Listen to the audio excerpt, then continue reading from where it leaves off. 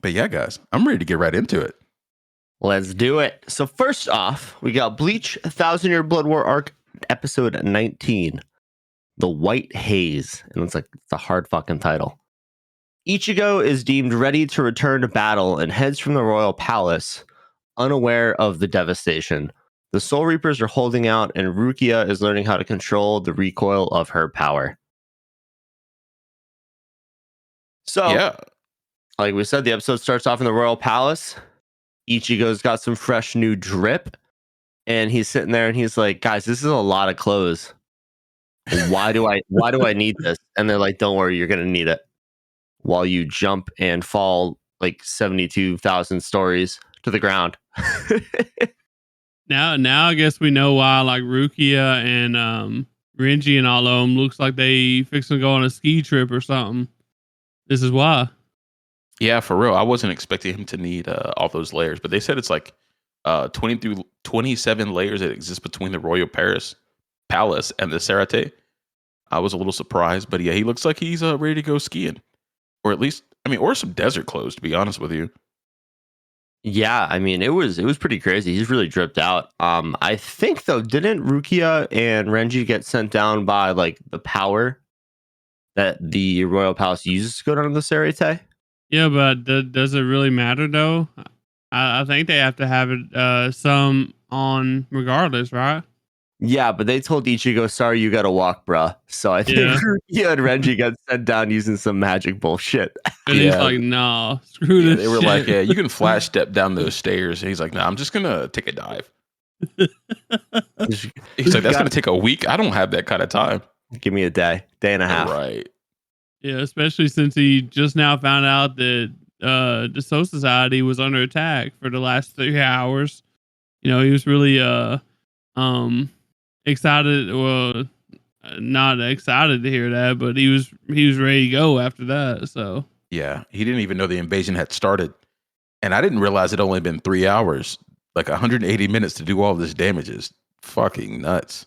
Yeah, I feel like we've watched like 5 episodes of the invasion so far, something like that. 5, 6. So yeah, like that's a solid hour and a half of anime right there. It's pretty crazy that they're just like going normal time pretty much for this. Like maybe they're leaving a few things out, but yeah, it's pretty much real time. That doesn't happen a lot in anime, so that's pretty exciting. It definitely doesn't happen to One Piece. Don't get me started, bro. Showing every minute of every day and then some. But like the Royal Guard even said, he's changed a little bit. He's changed a lot actually, and kind of surpassed being a normal Soul Reaper. So I'm excited to see the fuck he's got up his sleeve. I haven't read the manga or anything, and my feelings have changed about Bleach since watching this. So I'm actually pretty fucking stoked. Yes. Now you understand why I'm saying I need a Bleach Kai so fucking bad. Like, that would be so nice. Like, if the whole show is animated this caliber, I mean, it's not gonna be this dark, because this is the only dark or arc that is this dark. Because Kubo said, "Fuck it, let it rip." But like, if they even did like the old funny part of Bleach, like the really old first couple seasons, like, I think it'd be so much better if it had good pacing, like 5 chapters an episode, like they're doing right now. That'd be really nice. It'd make it easier for me to watch at the very least. That and get away from the 480p. Yeah, the 3x4. I can actually watch it fucking widescreen. But that's being a little nitpicky, But yeah, speaking of Ichigo, like, what did y'all think about him kind of feeling himself when he was talking to Urahara? Yeah, him talking about he's gonna clutch it. He better come down there and start stomping folk off rip, because he's just telling them to hold out, and I'll be there soon. Just survive. He's always been that cocky, so I'm not surprised. But I think he can back it up, man. Like, he finally has this true Zanpakuto. Like, he's raring to go, man. He's raring to go. He's ready to save all his friends once again. Save the world, because no one else can. He's been told time and time again that he's the one. Only him can save everyone. So yeah, I really do think the Royal Guard could go down there and start clapping shit. but they're not gonna do that. Yeah, and like they said, it's not their job though. It is So not in the job description. yeah, That's gotta crazy, stay which up is still top. crazy to me that they said that. So you know what, they're all down there fucking dying. Like you don't think you might be kind of next or something? Well, But that's my thing with it. It's like, so you're protecting the Soul King, my boy Brook, right? But right, like, hmm what is he going to be a king of by the end of this? Like King a of wasteland? Ashes. So yeah, you definitely got to go help. You got to go help your constituents out. You know. They're Yeah. sending some help down there. Sending Ichigo. peons, dude. They're sending fucking peons. Super high level peons now. Okay. What's a step above a peon? But yeah, we moved from that scene where Ichigo's falling down that stairway. We're down the shaft of the stairway, and Jukurim actually starts explaining Habara to Ishida and kind of showing him the executions they're gonna do, where he killed BG9 and then the Iron, I forget old buddy's name. But Ishida kind of like pushes back a little bit, or really just questions why they're doing this, and he goes on to explain that Yuhabara kind of absorbs their powers and even all of their knowledge and their skills that they possessed, and they get passed on. Did any of you guys see that coming? I didn't realize that was what was happening. I guess he's saying that they're not worthy of their power if they're still losing to the Soul Reapers. He's not having any of that bullshit. Yeah, I mean, I knew that happened, but I read the manga, so. Okay, my It's- guy. Yeah, this is like a key point, in the manga and stuff. So it's kind of hard to forget something like this, even though we read it like hmm years and years ago. So Okay, I just want to remind you guys it's the anime Degens podcast, but okay. Hey, man. I forget a lot of things, but key plot points are not always one of them, unfortunately. Got you. it's kind of hard to like separate it. Like you think some stuff is common knowledge, but it's not. You know what I mean? No, like I had so no we got to be idea. careful. Yeah, I mean, I don't want to go back and then add any more bleeps to the podcast, so watch yourself, Tyler. Keep them lips sealed. I'm trying. But yeah, Jugram also explains that the Soul Society is not the end goal, which I would have to imagine it would be like the Royal Palace or something like that, because that would kind of like I don't know what the word would be, but like delete the Soul Society in its entirety, right? You take it down from the head. You cut the head off the snake, and it all kind of crumbles. That's what dude. they want to do, right? Endgame is the world, dude. Remember his little rap rhyme song he did? He did say the world. He did say the world. I mean, shit, when you're built like Yuhabaha, you can't set your goals low, you gotta go for it all. Fair enough. He's that guy. I want a stash like him, not gonna lie. I wish I could grow a fucking mustache, honestly. I don't know if I could rock one like that. That thing is pretty like. I'd be going crazy. I don't own a Harley, so I don't know if I can pull that one off, But you could. I'd have to grow my hair out. I'd have to go buy a motorcycle. Yeah, I feel like I would have to have a little mini fro going at least to hold that kind of weight. It's got to have some balance on the head. That's got to have the mustache and the Afro Samurai look going on. Sheesh, I beat. You kidding me? I look so nice. You fucking kidding me, bro? But yeah, Jugram also like says something at the very end of that scene, and he's muted out on purpose there. And Ishida looks very fucking surprised. So I'm really interested to see what he learned, which we probably won't figure out to the very end of this arc, or very close to it. But I wonder if like Ishida will also agree and go along with the plan, because he's starting to, he's submitted to Yuhabara and said he's going to be the heir, but is he really going to go along with the whole fucking plan?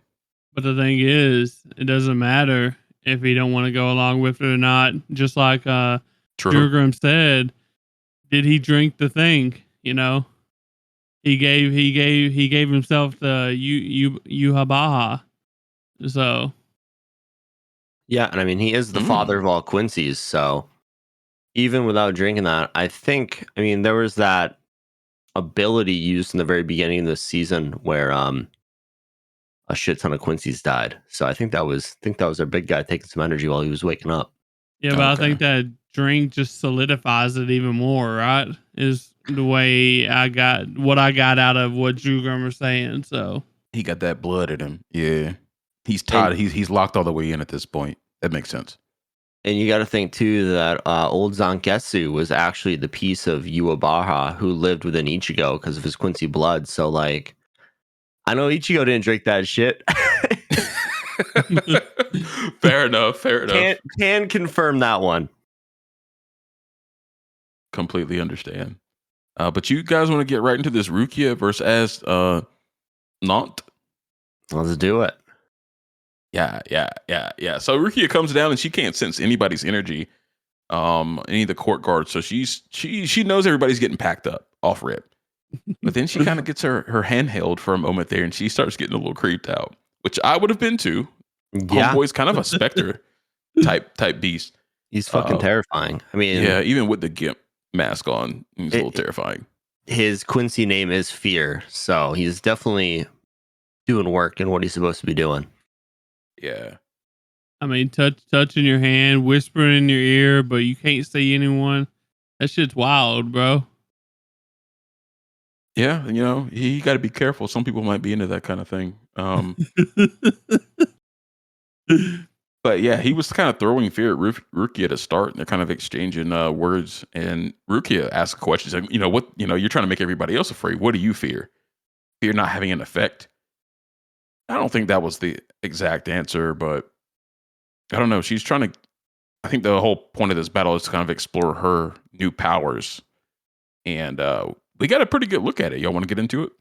Yeah, definitely. I mean, so basically, Rukia says that she has released the actual power of Soden Shirayuki, her Shikai, which basically lets her control temperature, including her body temperature. So she's saying that she cannot be affected by fear because her body is so damn cold that she's dead. That's crazy to me. She said that she actually had to kill herself in order to use it. Mm-hmm. So that's actually wild. Yeah, basically, she gets her body down to a freezing point where her molecules can't move, her blood can't move, nothing can move, but she uses reishi to keep herself functioning, I guess, is the right word to use. Yeah, I think so. She controls her reishi so she can still move and fight. And she actually says, the side effect of her Zanpakuto getting cold is just from her body actually getting that cold. It's just an extension of her. But yeah, man, when she's going through different temperatures and saying what happens, that shit's crazy. She's like minus, 25 degrees Celsius, blood freezes, minus 48 degrees Celsius. I can freeze the water in the ground and cause like ice quakes. Minus 273. I can stop pretty much anything from moving. I mean, that's absolute zero. So she's kind of cracked. She's kind of fucking cracked now. Yes. But there's some pretty significant drawbacks. Like she has to thaw herself slowly, and she can only go to absolute zero for about 4 seconds before she herself would actually start cracking and falling apart. And we saw a little bit of that where her thumb or her finger got cut from the cold and her not thawing herself out correctly. So she has to walk a fine line between actually attacking and keeping herself alive. Yeah, that's one of those things you wonder if you can get better at it, I mean, you think about how far Ruki has come, you go back to the Soul Society invasion arc when she's just a prisoner. Can't do anything, and she wasn't a slash with a sword to start with, but she's freaking top 10 now. This ability is crazy. Easy top 10, yeah. This has to be the first time she's actually used it too. So, I would have been scared to death. Honestly, so I would have been frozen with fear. Here we go. That's what we're going for. Okay. But yeah, as don't not actually says, I can still affect you because fear. I don't need your body. It seeps in through the skin, but I just have to get to your nervous system because you still have to have that functioning because you're fighting. And he puts her into a fucking whirlwind she tries to close her eyes, and he's like, you know what? That actually makes it fucking worse because people remember, good things, but human nature, I think anything that's really lives is like you always remember the bad things worse than what they are, no matter how good your good memories are. And she kind of gets locked into his little power there for a minute, and she's freaking out. She's got the bugs climbing all over her, and the eyes are like in that dome. That shit was freaky as fuck. I wasn't with that. It looked good. It was obviously well animated, but it was a little much for me. What about the sound though? The sound was clean. that had me like it was giving me the chills, bro. All them bugs. Oh yeah, 100%.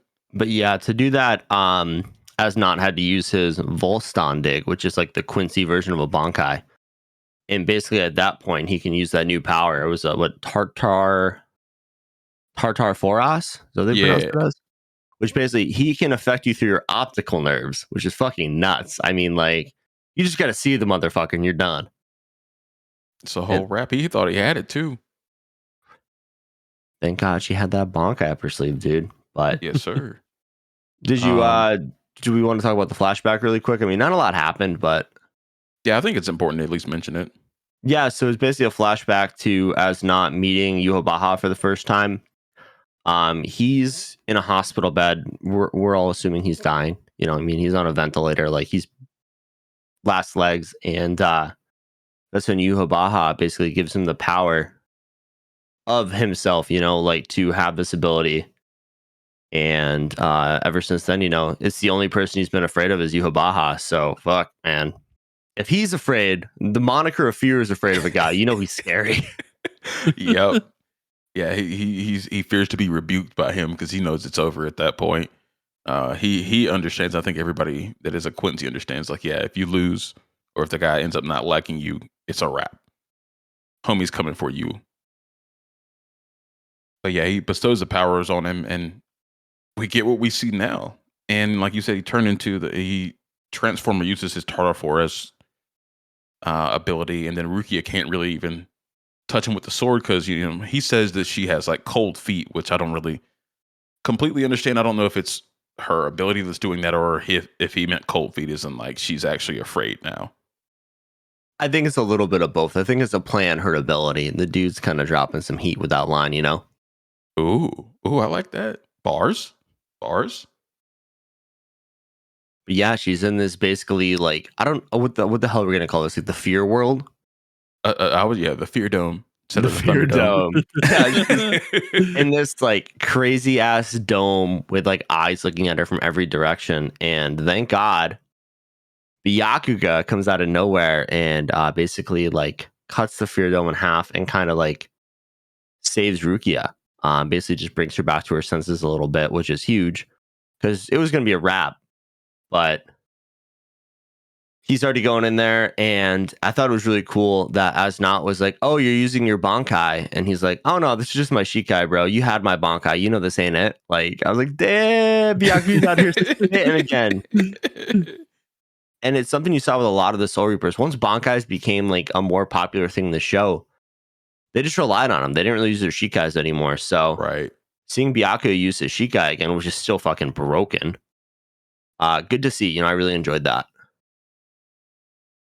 Yeah, and I think like what he said, he's like, I had to take a step away from my Bankai to like get back to the essence of my power. It makes sense. Sometimes you need to live without something to truly appreciate it and understand it.